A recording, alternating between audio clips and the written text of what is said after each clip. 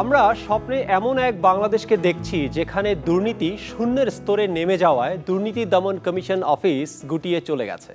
আসুন সবাই দুর্নীতিকে না বলি এমন স্লোগান নিয়ে কেউ আর রাস্তায় নেমে আসছে না। অফিস আদালতে কর্মকর্তা কর্মচারীরা হাসি মুখে সেবা দেওয়ার জন্য উতলা হয়ে আছে। হাস্যোজ্জ্বল জনগণ সেবাদানকারীদের বেহেশতের সুন্দরতম স্থানে অধিষ্ঠিত করার জন্য স্রষ্টার প্রতি প্রার্থনা করছে। আর এই ধরনের স্বপ্ন যারা দেখছে তাদেরই বেশ কয়েকজন আজ আছে আমাদের সাথে। চলুন দেরি না করে কথা বলি, তাদের সাথে পরিচয় করিয়ে দিচ্ছি। তাদের সাথে তারা এসছে south point school and college থেকে। Welcome to the show. Thank you. আচ্ছা, প্রথমেই একটু পরিচয় নিয়ে নেই, এখান থেকে আমরা শুরু করি। আসসালামু আলাইকুম, my name is Maimun Islam Tahsin, you can call me Maimun. Okay, আমি বিজ্ঞান বিভাগের ছাত্র, south point school and college. ঠিক আছে, নেক্সট। আমি আসসালামু আলাইকুম, আমি মোহাম্মদ তাহমিদ আরিফিন, আমাকে তাহমিদ বলে ডাকতে পারেন। আমি দ্বাদশ শ্রেণীর বিজ্ঞান বিভাগের ছাত্র। সেম, জি, রাইট। আমার নাম মোহাম্মদ তাহসিন খান, আমি south point school and college থেকে দ্বাদশ শ্রেণীর বিজ্ঞান বিভাগের একজন শিক্ষার্থী বলছি। আপনি আমাকে তাহসিন বলে সম্বোধন করতে পারেন। ঠিক আছে, তাহসিন না তাহসান এটা একটু পরে আবার একটু ক্ল্যারিফাই করছি, আপাতত তাহসিন। নেক্সট। আমি নূর আহমেদ সানি, আপনি আমাকে সানি নামেও সম্বোধন করতে পারেন। আমি দ্বাদশ শ্রেণীর বিজ্ঞান শাখার একজন শিক্ষার্থী। So all science, so no arts, no commerce, no business. এই কলেজে কি শুধু সায়েন্সই আছে? না, সব ডিপার্টমেন্ট আছে। সায়েন্স কেন Sunny? Science, to be honest, আমি বড় হয়ে একজন উদ্যোক্তা হতে চাই, কিন্তু সায়েন্স নেওয়া হয়েছে জীবনে সবসময় যা চাই তা হয় না। রাইট। সো ব্যাকআপ প্ল্যান আর কি, এক কথায় বলা যেতে পারে। সায়েন্সের সাথে উদ্যোক্তা হওয়ার সম্পর্কটা কিরকম? বিষয়টা যদি বলতে হয় তাহলে কিছু এমনটুকু হবে যে আমি উদ্যোক্তা হতে চেয়েছি অনেক আগের থেকেই। আচ্ছা, যখন আমি ক্লাস 8-এ ছিলাম তখন আমি সর্বপ্রথম উদ্যোক্তা শব্দের অর্থটা জানতে পেরেছিলাম। এখন বর্তমান সময়ে আমরা দেখতে পাচ্ছি বেকারত্বের হার কীভাবে বাড়তেছে সময়ের সাথে তুলনা দিয়ে। আমি চাচ্ছি এমন একটা সমাজ গড়ে তুলতে যেখানে আমরা এটা যতটুকু পারি একটা নির্দিষ্ট লেভেলে নিচে নামিয়ে আনবো।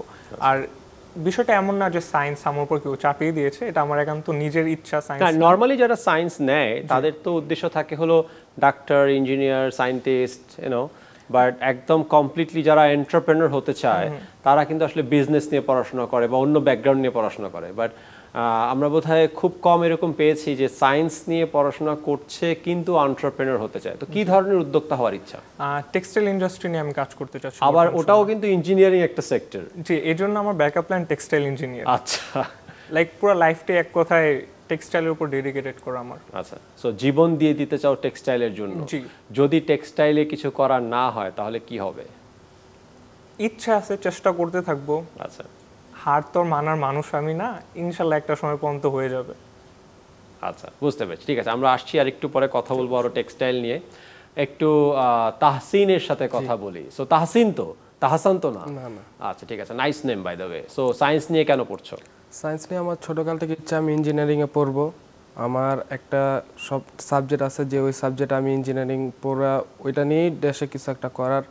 কি, কোন ইঞ্জিনিয়ারিং? যেমন industrial and production engineering. Okay, so related to textile নাকি? জি, ওইটার সাথে টেক্সটাইলের সম্পর্ক আছে, মানে সব কিছু কিছু। ইন্ডাস্ট্রিয়াল টেকনোলজি বা ইন্ডাস্ট্রিয়াল ইঞ্জিনিয়ারিং এটা আসলে কি ধরনের ইঞ্জিনিয়ারিং?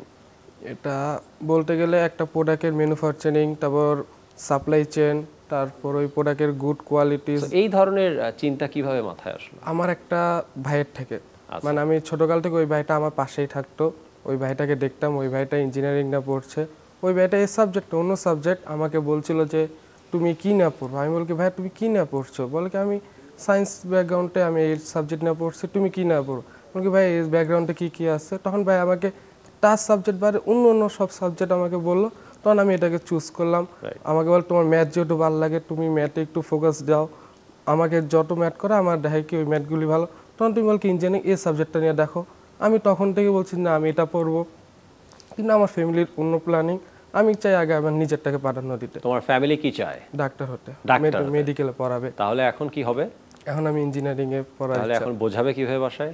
আমি আম্মুদের বলছি আগে আমি আমারটা দেখি, যদি আমারটা না পারি সেকেন্ডে তোমার চয়েসটা রাখবো। আচ্ছা, সো প্ল্যান এ হচ্ছে ইঞ্জিনিয়ারিং, প্ল্যান বি হচ্ছে ডাক্তার। জি, ঠিক আছে, প্ল্যান সি নিয়ে আসছে একটু পরে। একটু তাহমিদের সাথে কথা বলি। তাহমিদ বড় হয়ে কি হতে চায়? আমি একজন অটোমোটিভ ইঞ্জিনিয়ার হতে চাই। সো অটোমোটিভ ইঞ্জিনিয়ারিং কি আমাদের দেশে আছে? না, তাহলে আমি বাইরের দেশে গিয়ে পড়ে বাইরের দেশে গিয়ে পড়তে চাও, তো তারপর আমি ওইখানে গাড়ি ডিজাইন করব। আচ্ছা গাড়ির প্রতি আমি খুব পছন্দ আমার, এই জন্য আমি এই জিনিসটা চুজ করেছি। আচ্ছা, সো ছোটবেলা থেকে কি গাড়ি নিয়ে খেলতে খেলতে এই চিন্তাটা মাথায় এসছে না অন্য কোনো কারণ আছে? এই ছোটবেলা থেকে গাড়ি নিয়ে খেলতাম। তো কতগুলো গাড়ি আছে বাসায়? কতগুলো গাড়ি নষ্ট করেছো? কতগুলো গাড়ি কিনে স্ক্রুড্রাইভার দিয়ে খুলে ওর ভিতরে সবকিছু বের করে ফেলেছো? অনেকগুলোই হবে, 10-12টা। জি, আমরা আগে ছোটবেলায় গাড়ির ওই ভিতর থেকে মোটরটা বের করে সেখান থেকে ম্যাগনেটটা বের করার চেষ্টা করতাম। তো তোমরাও কি এরকম করছো নাকি? জি জি করেছিলাম।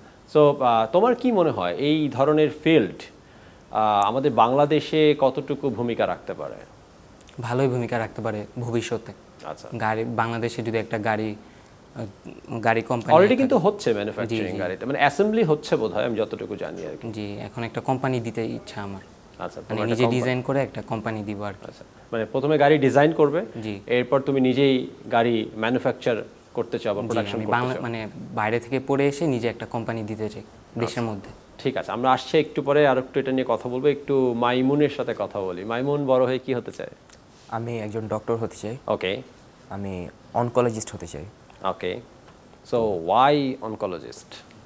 কারণ অনকোলজিস্ট হলো মানে ক্যান্সার স্পেশালিস্ট। তো আমার সাথে মানে খুবই কষ্টদায়ক একটি ঘটনা ঘটে গিয়েছে। আমার আম্মুর ক্যান্সার হয়েছিল। আচ্ছা, তো সে প্রপার ট্রিটমেন্ট পায়নি, তো এই কারণে সে আজ দুনিয়াতে নেই। আচ্ছা, তো এভাবে শুধু আমার আম্মুর সাথে হয়েছে এমনটা না, এরকম হাজার হাজার মায়ের সাথে হয়েছে। তো আমি যদি এরকমভাবে কিছু একটা করতে পারি যে ক্যান্সার পেশেন্টরা বিনা চিকিৎসা বা ভুল চিকিৎসা যাতে তারা মারা না যায়, তার জন্য আমি কাজ করতে চাই। না, definitely you have a very straightforward purpose to become a doctor. জি। সো ইন কেস যদি কোনো কারণে ডক্টর না হওয়া হয় তখন কি হবে? আসলে আমার মধ্যে আত্মবিশ্বাস আছে যে আমি ডক্টর হব ইনশাআল্লাহ। যদি তা সম্ভব না হয় আমার ইচ্ছা আছে বিজনেসের দিকে যাওয়া। আচ্ছা, এমনি কলেজ থেকে কি পরিমাণ সাপোর্ট পাওয়া যায় two become a doctor? College থেকে, আমাদের সাউথ পয়েন্ট কলেজ থেকে জি, মোটামুটি প্রত্যেকটি স্টুডেন্টকে মানে ভালোভাবে দেখা হয়, কে কলেজে যাচ্ছে না, কে যাচ্ছে, বিশেষ করে কে বাঙ্ক দিচ্ছে, সব কিছু। যেমন কলেজে না গেলে প্যারেন্টস কল করা হয়, ইভেন রেজাল্ট খারাপ হলে। এগুলো তো ভালো কি, এগুলো অনেক তো কষ্ট না? মানে এই বয়সে যদি প্যারেন্টসকে কল করে কলেজ না যাওয়ার জন্য। এটা এখন আমাদের বয়সের জন্য আমাদের কষ্ট, কিন্তু আমরা যদি এটা পার করে যেতে পারি ঠিকঠাকভাবে, তাহলে তখন আমরা যে ঠিকই বলবো যে না, আমাদেরকে ভালোভাবে দেখে রেখেছে। বাঙ্ক দিয়েছো কখনো? কম বেশি একবার দেওয়া হয়েছিল। কেমন এক্সপেরিয়েন্সটা কেমন? তখন খুবই ভালো লাগে, কিন্তু যখন মানে কলেজ জেনে যায় যে বাঙ্ক দিয়েছি, তখন খুবই কষ্টদায়ক। আচ্ছা, এমনি কলেজে চ্যালেঞ্জ কি কি আছে? মানে ধরো এই যে তুমি বড় হয়ে ডক্টর হতে চাও, তোমার আশেপাশে অনেকেই কিন্তু ডিফারেন্ট সাবজেক্ট নিয়ে পড়তে চাচ্ছে, একজন অটোমোটিভ নিয়ে পড়তে চাচ্ছে, এরকম আরও এখন তো লেটেস্ট টেকনোলজি, আর্টিফিশিয়াল ইন্টেলিজেন্স, এরপরে আরও অনেক কিছু আসছে, স্পেস নিয়ে অনেকে চিন্তা ভাবনা করছে। বাট তুমি কিন্তু এখনও ওই যে ধরো ডক্টর, হ্যাঁ, সো এটা কি তোমাকে কোনোভাবে কি ইনফ্লুয়েন্স করে কিনা, যে মাঝে মধ্যে মনে হয় কিনা যে এত ইন্টারেস্টিং সাবজেক্ট, আমি কি ডক্টর বাদ দিয়ে ওগুলো হওয়ার চেষ্টা করব কিনা? আসলে এটা আমার ছোটবেলা থেকেই ইচ্ছে ছিল যে আমি সায়েন্স নিয়ে পড়বো, প্লাস আমার ডক্টর পেশাটা মানে খুবই ভালো লাগে, খুবই কোল্ড এবং রয়্যাল লাগে আমার নিজের পার্সোনালি, যে এই পেশাটার মানে আত্মসম্মান অনেক বেশি যদি প্রপারলি মেইনটেইন করা যায়। রাইট। পড়াশোনার পাশাপাশি কি করা হয় মাইমুন? পড়াশোনার পাশাপাশি আমি জিম করি। ওকে, অফকোর্স, মানে বোঝা যাচ্ছে খুব ফিটও। হ্যাঁ, মানে রেগুলার? জি। আচ্ছা, রেগুলার কত ঘন্টা? রেগুলার রাতের দিকে 9টা থেকে 10:30। আচ্ছা, and how it helps in your education? যেমন আমাদের রাতে ঘুমাতে গেলে ঘুম আসে না, আমরা মোবাইল নিয়ে বসে থাকি, কিন্তু আমি যদি জিম করে যাই, আমি টায়ার্ড হয়ে যে ফ্রেশ হয়ে আমি যদি বিছানায় যাই, তখন আমার অটোমেটিক ঘুম আসবে। সকালবেলা যে কলেজে যেতে দেরি হবে, কিন্তু সেটা আমার হয় না, তখন আমার প্রপার ঘুম হচ্ছে, প্লাস বডির মধ্যে স্ট্রেংথ স্ট্যামিনা বেড়ে যাচ্ছে। সো পড়াশোনার পাশাপাশি হবি যদি বলি তাহলে কি এই জিম করা? জি। আচ্ছা, এর বাইরে আর কিছু? খেলাধুলা? না, এর বাইরে আর কিছু নেই। ঠিক আছে, আমরা আসছি আর একটু পরে কথা বলবো। একটু তাহমিদের সাথে কথা বলি। পড়াশোনার পাশাপাশি আর কি করা হয়? জি, একটু বাইরে যাওয়া হয়, ঘোরাঘুরি হয় আর কি। মানে বাইরে যাওয়া ঘোরাঘুরি বলতে কি এলাকার ঘোরাঘুরি জি, জি, নাকি এলাকার ট্রাভেলিং? না না না, এলাকার মধ্যেই। আচ্ছা, তো এটাই কি তোমার শখ? না, এটা শখ না, মানে এটা ভাল লাগে এটা ভালো ফ্রেন্ডরা লাগে। যখন বাইরে হয় একসাথে। মানে আড্ডা দিতে ভালো জি, লাগে জি। আর কি। এমনি শখ বলে কিছু আছে কিনা? শখ বলে যে গেম খেলতে খুব ভালো লাগে। আচ্ছা, কি গেম খেলো? যে পাবজি খেলতে ভালো লাগতো, আচ্ছা, এখন ছেড়ে মানে দিয়েছি আর কি, পড়াশোনার অনলাইনে চাপে। যে জি, গেমগুলো জি, আছে। তো এই যে বাইরে আড্ডা দিতে যাচ্ছ, অনলাইনে গেম খেলছো, এই জিনিসগুলো কি কোনোভাবে পড়াশোনায় হেল্প করে? বাইরে যাওয়াটা হেল্প করে, কিন্তু গেম খেলাটা হেল্প করতেছিল না, এজন্য ছেড়ে দেওয়া হয়েছে। এই জন্য এটা ছেড়ে দিয়েছো, আর জি, জি। খেলছো না? জি। আচ্ছা, একটু তাহসিনের সাথে কথা বলি। তাহসিন, পড়াশোনার পাশাপাশি মিউজিক বা এরকম কিছু? মিউজিক শুনি যখন আমার কোনো সাবজেক্টে ভাল লাগে না, পড়তে ভাল লাগছে না, তখন আমি একটু মিউজিক শুনি। কিন্তু আম্মু এটা দেয় না। আম্মু বলে কি তুমি এটা করবা, দেখবা তোমার মাথা ভিতরে মিউজিকটাই ঘুরবে, তুমি এখন যাও একটু বাইরে থেকে ঘুরে আসো, নাহলে ছোট ভাইদের সাথে খেলো, নিচে আব্বু আছে, আব্বুর সাথে যা দেখা করে আসো, কারোর সাথে কথা বলো, দেখে তোমার ফ্রেশ থাকবে, তখন তুমি আর পড়াশোনারও মনোযোগ বাড়বে। আচ্ছা, তোমার কি মনে হয়? আমি মানে আগে মা যা বলেছে তা কি ঠিক না? আম্মু যা বলছে তা সত্য একদম। আমি আগে যখন মানে গেমস খেলতাম, আম্মু বলতো তুমি গেমসটা খেলতেছো, খেলো, দেখো তোমার পড়াশোনা মনোযোগ। আমি যখন গেমসটা খেললে যখন পড়তে বসি, তখন আমার মনে থাকে যে আমি কোনটা রাখছি, কোনটা কোনখানে কি আছে, মানে আমার মাথায় ওইসব সবকিছু একদম। তখন আমি গেমসটা আস্তে আস্তে ক্লোজ করা শুরু করি। ক্লোজ করার পর দেখি না, আমি যা পড়তেছে তা আমার মাথা ভিতরে আছে। আচ্ছা, আমি তখন আরও পড়ার প্রতি বাড়ে, না বইতে এটা আছে, তো আমি ওটা নিয়ে একটু পড়ি। তখন যখন একটু ভাল লাগে না, প্রত্যেক সময়টা পড়তে ভাল লাগে না, তখন আমি যাই একটু নিচে, আব্বুর আছে, আব্বুর সাথে কথা বলি, তখন আব্বু যেখানে যায় তার সাথে নিয়ে যায়, ঘুরায়, ওইটাই। আচ্ছা। তখন বন্ধু বান্ধব আছে, বন্ধু বান্ধবকে কল দিই, ওরা বল কি বিকালবেলা এখানে আসতে, তাদের সাথে একসাথে কথা বলে সন্ধ্যার টাইমে এসে আবার আগে আবার পড়াশোনা শুরু। জি। ঠিক আছে। সানিও সেম, পড়াশোনার পাশাপাশি কিছু করা হয়? জি, প্রচুর অ্যানিমে দেখি বর্তমানে। নাইস। সো মানে কি এনিমি, কি ধরনের এনিমি দেখো?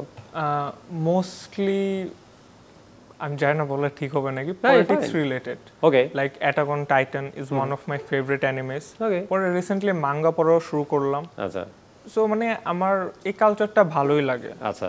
মানে এই কালচার করোনার থেকে আমার অ্যানিমে দেখা শুরু হয়েছে, যে সময় কোভিডের টাইম ছিল। এরপর থেকে এই কালচারের প্রতি আমি মোটামুটি ভালোই, এখন বলা যেতে পারে অ্যাডিক্টেডই হয়ে গেছে। আচ্ছা। সময়ের সাথে দিনে আমি মিনিমাম অ্যাটলিস্ট 1 ঘন্টা হইলো অ্যানিমে দেখাই মানে হয়। হাউ ইট হেল্পস, লাইক এটা কি মাইন্ড রিফ্রেশ করে? মাইন্ড তো ফার্স্ট অফ অল রিফ্রেশ হয়, প্লাস আমি জাপান লাইক দেশটাকে বেশি পছন্দ করে ফেলছি সময়ের সাথে। সো মোস্টলি অ্যানিমেতে জাপানের কয়েকটা আছে, যেমন অ্যাটাক অন টাইটান, এটা একটা ইমাজিনারি সিচুয়েশনের উপর বেসড, বাট কিছু অ্যানিমে আছে অনেক গ্রাউন্ডেড, যেমন ডেথ নোট। অনেকেই অ্যানিমে লাভার এটা দিয়ে শুরু করেছে, আমরা এটা দিয়ে শুরু হয়েছে। তো এগুলো দিয়ে জাপানের একটা ঝলক দেখা যায়, যেটা আমার কাছে প্রচুর ভালো লাগে। স্পেশালি জাপানের ওই স্প্রিং সিজনটা, ওটা একটু আমার একটু বেশি ভালো লাগা হয়। এই জন্য আর কি অ্যানিমে একটু সময়ের সাথে দেখা বাড়তেছে আরো আমার। না, interesting. I mean this is some kind of interesting thing, যেটা আসলে ধরো মাইন্ডকে একটু রিফ্রেশ করছে এবং তোমাকে হেল্প করছে to see things from a different angle, তাই না? অ্যান্ড ইট ডাজন্ট হার্ম, তাই না? এটা তো আসলে হার্ম করছে না, এটা তো না এত টাইম কনজিউম করতেছে না আমার। আচ্ছা। আর মোস্টলি যেহেতু টেক্সটাইল প্রতি আমার নিজে থেকে চাওয়া আছে, তাই আইদার অ্যানিমে অর টেক্সটাইল, এই দুইটা নিয়ে সারাদিন কাটে আর কি বর্তমান সময় আমার। রাইট। রিসেন্টলি যে রেভলিউশন আমরা দেখলাম, এবং specially your generation Gen Z এখানে পার্টিসিপেট করেছিল এবং অ্যাক্টিভলি পার্টিসিপেট করেছিল। So what do you think? সময়ের সাথে কিছু জিনিস অবশ্যই বাড়বে, যে আর এটা খারাপ হতে পারে, ভালো হতে পারে। আমাদের চোখে অবভিয়াসলি ধুলো দেয়ই হবে যে এটা সত্য হওয়ার পরেও এটা সত্য না, এটা মিথ্যা। আচ্ছা। তুমি যেটা ভেবে নিতে চাও ওইটাই। এখন এটা কমপ্লিটলি আমার উপর ডিপেন্ড করে যে আমি আর বাকি 10টা মতো বসে থাকবো, নাকি আমি এটার এগেনস্টে দাঁড়াবো। অবভিয়াসলি আজকে আমি দাঁড়াবো, কালকে আপনি। এভাবে রেভলিউশন আই ডোন্ট থিঙ্ক যে বাংলাদেশে আর দরকার। বাংলাদেশের মানুষের চোখ এখন খুলেছে, ওরা বর্তমানে দেখতে পারতেছে যে এটা রিয়েলিটি আর এটা মিথ, যেটা এতদিন ধরে আমাদেরকে বোঝানো হইতেছিল, বাট রিয়েলিটি থেকে অনেক দূরে। সো আই হোপ ফিউচারে আমাদের এমন একটা হার্ড ফেসের তো আর যেতে হবে না। অ্যান্ড আই থিঙ্ক বর্তমান মানুষের জন্য এটা একটা যথেষ্ট লেসন হয়ে গেছে আমাদের কাছে, যে অলওয়েজ যা দেখতেছে এটা বিশ্বাস না করে নিজের একটু রিসার্চ করা উচিত যে বর্তমান সময়ে কি চলতেছে। That's all. সো তুমিও কি এভাবেই ভাবছো? জি, কারণ এভাবে আমরা প্রতিবাদ করতে শিখেছি, জি। আমাদের চোখ খুলেছে, কোথাও অন্যায় দেখলে আমরা তা নিয়ে প্রতিবাদ করতে পারি। আচ্ছা, পার্টিসিপেট করেছিলে? জি। আচ্ছা, ঠিক আছে। সাউথ পয়েন্ট স্কুল অ্যান্ড কলেজে কি পরিমাণ স্টুডেন্ট আছে এখন? অ্যারাউন্ড আমাদের সায়েন্সের মধ্যে 500। সো এই এপিসোড তো 500 স্টুডেন্টস তো অ্যাটলিস্ট দেখবে, ফ্রেন্ডসরা দেখবে, পাশাপাশি আরও অনেকেই দেখবে। সো তাদের জন্য কোনো টিপস মাইমুন? টিপস বলতে গেলে মানে আমাদের এজটা আমরা নানা ধরনের দুষ্টুমি করি, পড়া বলতে গেলে বেশিরভাগ দুষ্টুমিতেই চলে যায়, পড়ালেখাতে ডিস্ট্র্যাক্ট হয়ে যায়, সেটা হওয়া যাবে না। ফোকাস থাকতে হবে। ফোকাস থাকতে হবে। জি। Anything from young sunny? Life mostly সবাই এনজয় করতেই কাটায় দেয়, জি। But to be honest for me, young লাইফে আমার কাছে সময় আছে, স্বপ্ন দেখার সুযোগ আছে এবং শারীরিক ক্ষমতা আছে। এটাই ইয়াং লাইফে বর্তমান সময়ের মানে আমাদের জীবনে এমন একটা স্টেজ যেখানে আমরা তিনটা জিনিসই পেয়ে থাকি।